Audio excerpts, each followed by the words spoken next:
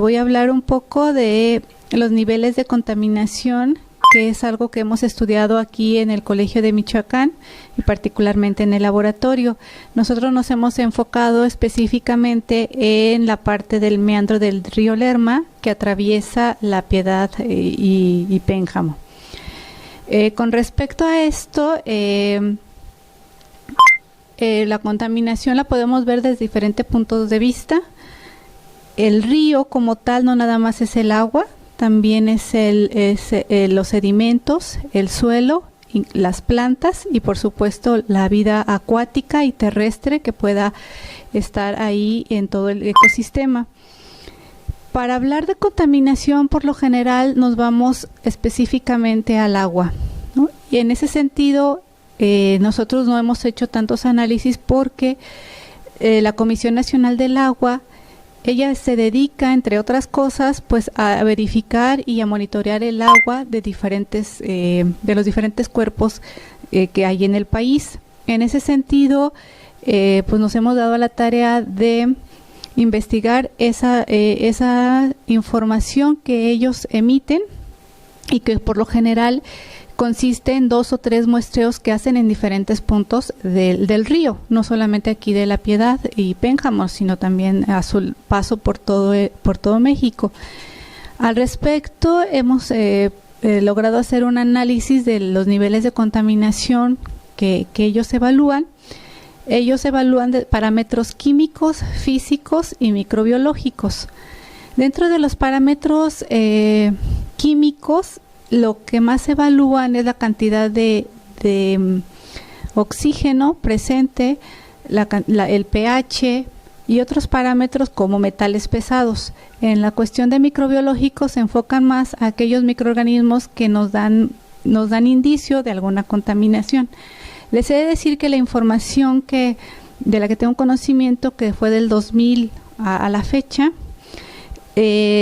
lo más apremiante a veces son los parámetros de metales pesados, porque esos se asocian con enfermedades. Sin embargo, lo que pude ver del agua, realmente no existe una contaminación extrema, digamos, que influya o que podamos decir que está altamente contaminado por metales pesados. Cabe aclarar que para poder determinar los niveles de contaminación de agua, se clasifica el agua en diferentes, dependiendo del uso que se le da. Puede ser uso agrícola, uso para consumo humano, uso para vida acuática.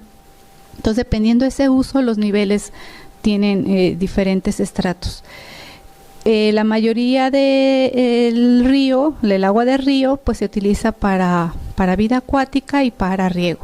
Entonces, basándonos en esos parámetros, podemos decir que la mayoría de las cantidades de metales pesados no exceden el límite permitido por las normas mexicanas. Eso no quiere decir que porque estén dentro no están contaminando, sin embargo que los niveles pues no se describen como altamente contaminantes. Lo que sí se observa por otro lado son los parámetros microbiológicos. Estos microbiológicos lo que se miden son cantidad de microorganismos que están asociados a la flora que se encuentra en desechos fecales. Ahí sí podemos decir que la cantidad de microorganismos excede por mucho los parámetros establecidos para cualquier tipo de agua, ya sea consumo humano, de riego o vida acuática. Lo mismo sucede con la DBO. La DBO es una medición de la cantidad de oxígeno que está presente en el río o en el agua de río y que puede ser utilizada para eliminar materia orgánica. Esta DBO también sobrepasa, en la mayor parte de los puntos de muestreo que muestra con agua, sobrepasa los límites establecidos.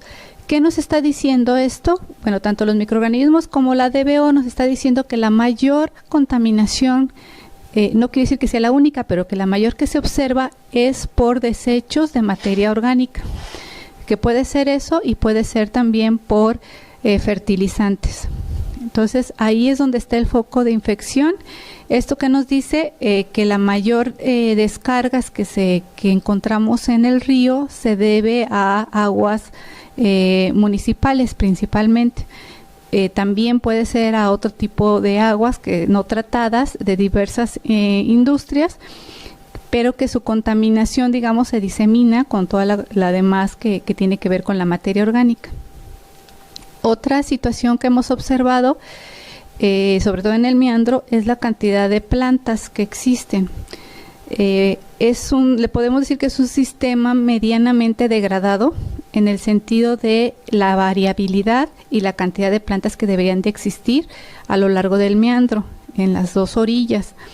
¿Por qué? Porque deberíamos de encontrar plantas más apropiadas para un sistema ripario. Sin embargo, lo que observamos son plantas que son que no deberían estar ahí porque no pertenecen a ese ecosistema. Sin embargo, que se establecen ahí precisamente por el grado de contaminación que hay en el agua y en el suelo, y eso hace que proliferen plantas como el lirio acuático, que eso también tiene que ver con el exceso de materia orgánica y las condiciones del suelo, o también como la higuerilla, que no es una planta nativa de aquí, pero que se ha extendido en mayor parte de las orillas del río.